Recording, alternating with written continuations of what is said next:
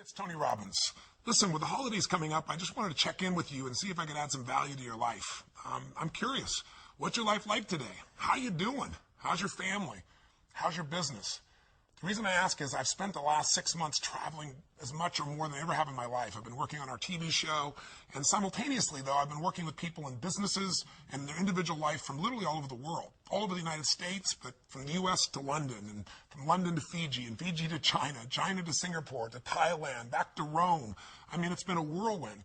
And everywhere I go, I see people that are extremely stressed. I see as much stress as ever before, and even though supposedly the economy has begun to turn around, the economy may be turning around, the stock market may be, but most people are not feeling it yet. In fact, the jobs aren't turning around, and so a lot of people are experiencing enormous stress. If you are facing challenging times, the first thing I believe you got to do to turn yourself around is really take control of your mind, or specifically, you got to feed and strengthen the mind.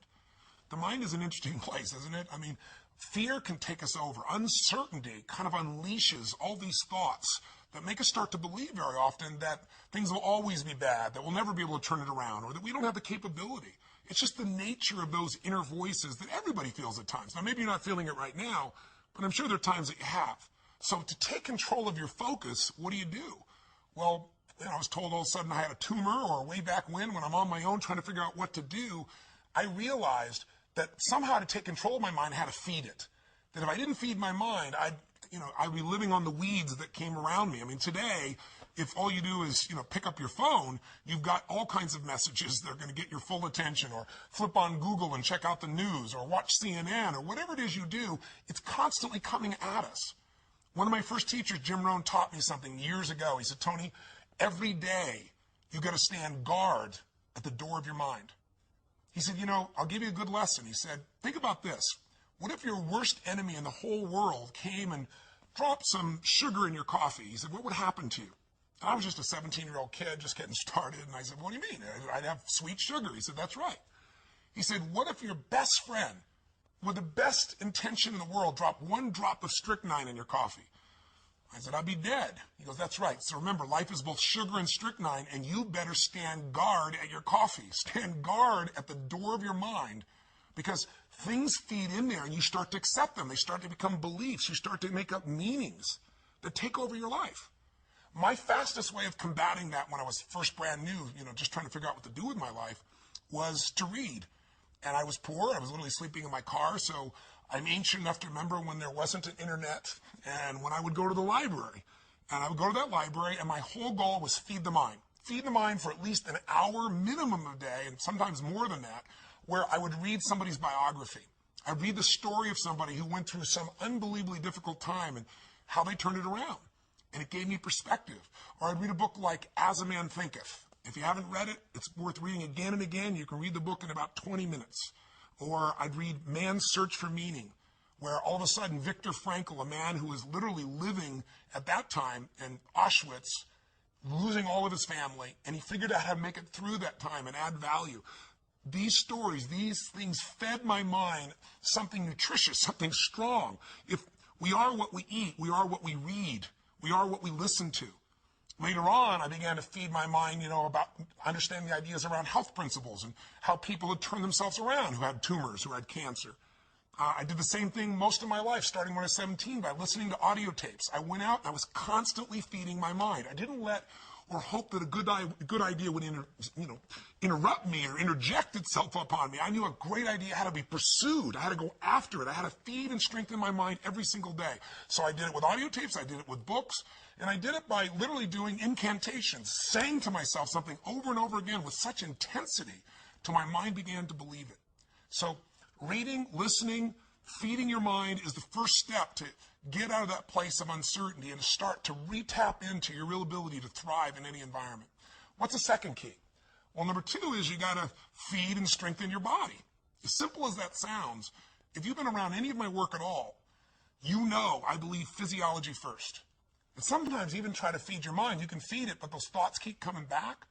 What's going to change that mind faster than anything else is a radical change in your body, a radical shift in your physiology. How do you do it? Well, think about this. When times are really uncertain, fear creeps in.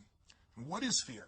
Fear is something quite physical. It takes a hold of you when it's really there and intense. We've all had that gut level fear, that dark night of the soul at times where it feels like, nothing's going to work. So how do you turn it around? Yeah, you feed your mind, but you also strengthen that body. When's the last time you really pushed yourself? You went on a run, a slight jog or a walk, but at the end, you pushed yourself for that last 2 minutes, 5 minutes, whatever it was, till you felt like your heart was pumping up, like going to spit out blood, where there was an intensity in you. I know I sound over the top, but that's how I turned myself around. Way back then, when I was literally just starting my journey, I was 38 pounds heavier than I am now, and I was starting to feed my mind, but it wasn't enough. I had to really feed my body, and the way I did it is I decided to go on this run. I picked up, these, in those days, I had cassette tapes. Again, that's how ancient I am, sorry. There was a time before, iPods or anything of that nature, and I listened to this song, this cassette tape. It was by this group, and it was a female group called Heart. And the song was Barracuda, I'll never forget. And I went out there, and I decided to go on a run. I hadn't run for God only knows how long, years. And I had a nice big fat belly. But again, I pushed myself so hard, like I had nothing left, and I pushed myself even more. And when that blood started rushing in me, when that was pumping in my brain and my body, or go out and lift weights, go out and push yourself and feel yourself have to force through whatever was your limitation before. When that gets inside you, that physical strength again, that sense of breaking through, every part of you starts to operate differently. Your body changes, so does your mind. What's the third key? Well, that third step is you got to get a role model that inspires you and really shows you the way. One of the biggest things that'll change you once you're mentally and physically strong is you need to believe. You need to not just have a sense of certainty, but you got to believe that there is a pathway to get to where you want to be.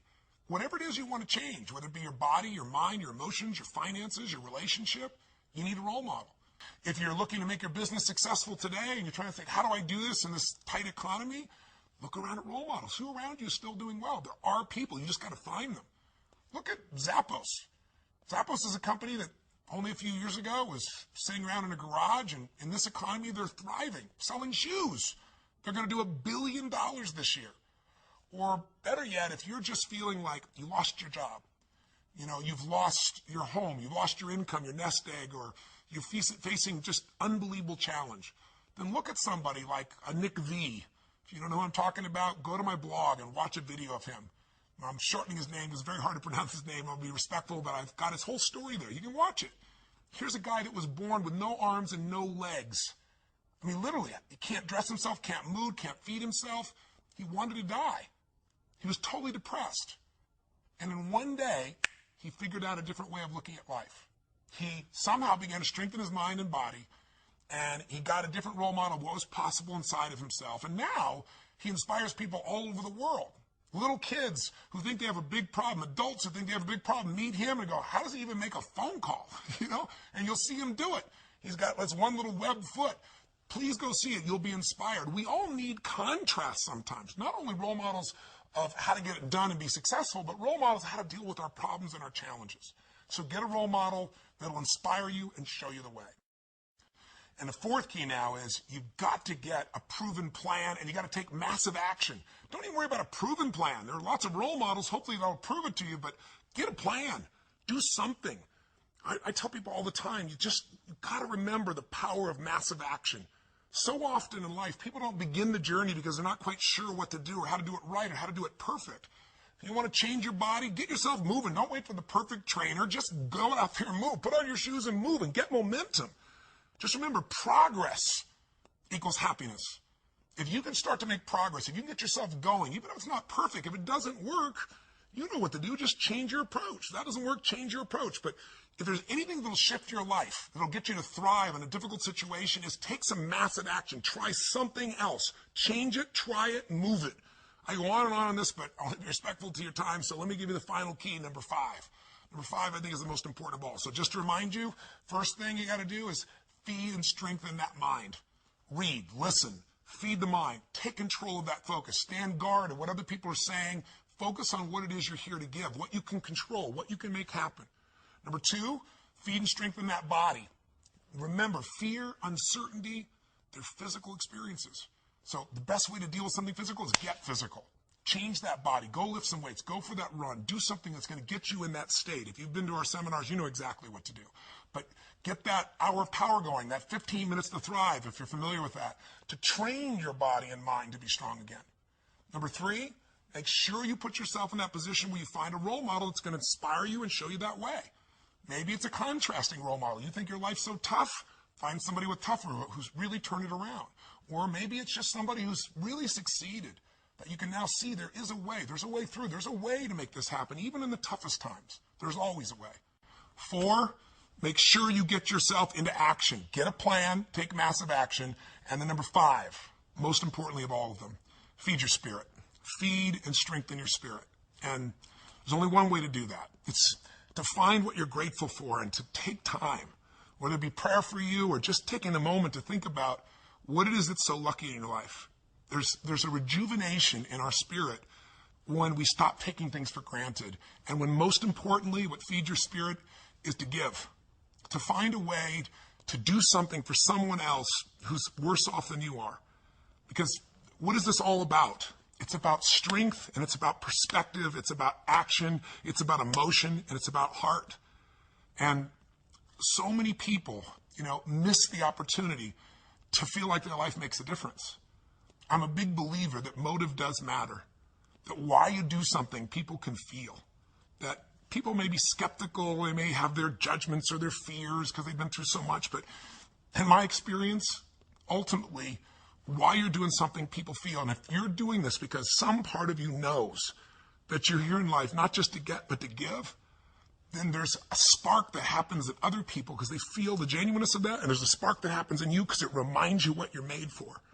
Many of you who know me probably know the story of what's happened in my life and why I'm sharing this with you right now, because when I was 11 years old, my family, a young brother and sister, I'm the oldest, and my father and my mother, we were in a position where my father had lost his job and we had no money and no food. And we wouldn't have starved, but we certainly weren't going to have a Thanksgiving dinner, that's for sure. And it was depressing, and my father was saying things to my mother, and mother was saying things to my father that, you never forget and you can never take back. And we were in this psychological, emotional hole, and it felt like nothing could get better. And what changed my life was a simple act of kindness. Somebody who, to this day, I'm emotionally even thinking about it still. That's why I want to talk to you today. To this day, I don't know who it was. But they decided, or knew our family, I guess, and they sent a delivery guy to knock on the door. And, my parents were fighting, so I answered the door. And there was this tall man standing with this big box of food, everything you could imagine for this holiday. And beside him on the ground was this black pan with an uncooked turkey in it. And he said, "Is your father here?" And I said, "Just one moment." And I quickly went over and grabbed my dad and didn't tell him who it was at the door. Just said, you got to answer it. And opened the door. And unfortunately, my father didn't take in the gift. He was angry. He said, "We don't accept charity." He was very intense about it. And it was a seminal experience in my life because I wanted to celebrate. And ultimately, it became a celebration for the rest of my family. But my father didn't take in the fact that strangers can care, that strangers could really look out for you, that there could be an opportunity for you to take in a gift in life. And my father, shortly after that experience, left our family. It was one of the more intense moments of my life. But the beauty that came out of that event is the reason why I'm here right now, not just talking to you in this conversation here on the internet, but the reason I do what I do is because I was penetrated by this kindness because the meaning I gave it was that strangers care. And if strangers care about me, then I care about strangers. I got to find a way to give back. And I promised I'd find a way to do that. And so by the time I was 17 years old, I figured out how to do it. I wasn't real successful yet, as you might guess, but I decided I was going to feed 2 families. And I went to the grocery store and I got 2 baskets and I went around and put enough food, for 2 different families to have this incredible dinner. And I started the journey. And I began by feeding a family with 5 kids who I had no clue, but the father had left, and it was destiny for me. Next year, I decided it was so moving and emotional, I was going to feed 4 families, and I didn't tell anybody. And the next year, 8, because I wasn't doing it for the stars on my chart. But eventually, I thought, God, I could use some help. So I got my friends involved, and gradually I grew some of my small companies, and my employees got involved. And I'm really proud to tell you that 30 plus years later today, we're in a situation now where through the foundation, together with people like yourself, we feed more than 3 million people last year in 32 countries. So my final kind of offering to you, my invitation is come join me. Let's go out and touch some souls. Let's go out on Thanksgiving and let's see if we can just touch them. It doesn't take, I don't want your money. I mean, you're welcome to send some money to the foundation if you want, but that's not what this is about. What I really want is you to have the experience of reaching out and touching a stranger for no good reason except it's right. Because I know what that'll do to your spirit. If you're successful, it's going to make you feel something more than success. It'll give your life more meaning. If you're facing some real challenges and you enter a place like, when I went down to the South Bronx, I'll never forget, and entering a place that had no electricity, where people were literally starving, or a man who was literally on the streets, and we brought him this big basket. It was beautiful, and gave him blankets and socks and food. And I literally jumped out of the van. I was with this amazing man from the Salvation Army who was driving me around, and jumped out and handed this big basket, this huge basket to this man. And I mean, first he just looked shocked. Then he started to get this big smile. Then he got teary-eyed. And when I was leaving, there was this moment that you never forget. You can do this. You can do this by yourself. You can do this with a couple family members. You can just do 2 baskets of food where it feels like a gift, where it's not a handout like my father expected, but really a gift where it feels like a present, something special.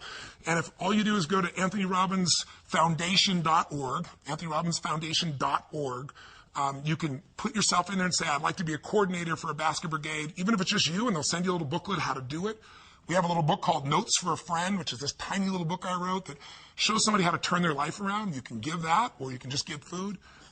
Or you could do this with your family. You could do this with your company and get that spirit back inside your company with the employees. And you do it really easily, or all over the country and all over the world. We have large basket brigades where people come together, and you could join a group that's going to do this. So this is my invitation. I sent this video to you to hopefully, during the holidays, hopefully add some value to you, to remind you of what I know you know. You can thrive no matter what the obstacle, no matter what the economy, no matter what the challenge. The fundamentals are really basic, and you can take back control of your life. And if you're doing well, it's to say to you, man, you and I, if we're doing well, we have responsibility to give something back. Not only responsibility, but an opportunity.